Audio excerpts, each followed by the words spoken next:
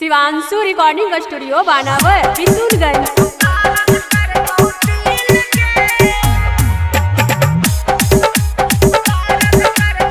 Mix by Roshan Pujari. छौड़न से करही प्यार छौड़े हो तो बड़ा फील गे। छौड़न से करही प्यार छौड़े हो तो बड़ा फील गे।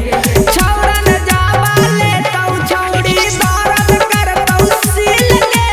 छौड़न जावा ले तो छौड़ी दर्द करतौ दिल गे। गौआ में चला हो जैसे छौड़ी राई समील गे।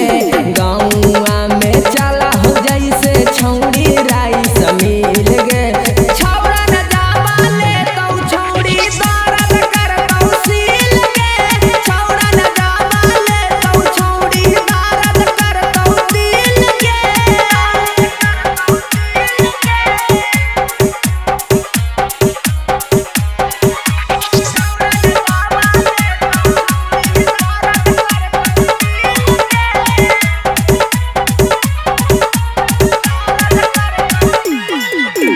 मिलेला दे तो छोड़ी तारीख हो डेटवा ले तब जब छौड़न तब फूल जैतो पेटवा।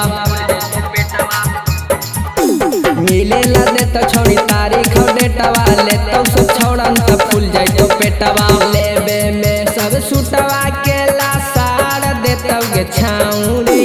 लेबे में सब सुटवन के लासार दे तब गे छौड़ी। छौड़न जावा ले तो छौड़ी दर्द करतौ सील गे। छौड़न जावा ले तो छौड़ी दर्द करतौ दिल गे।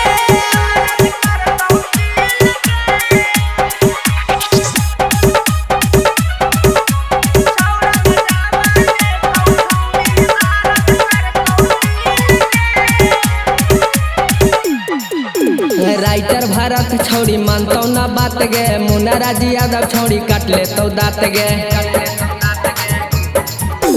राइटर भारत छौड़ी मानतौ ना बात गे। मुन्ना राज यादव छौड़ी काट ले तो दाँत गे। रोशन डीजे कार दे तो धीरे धीरे बील गे।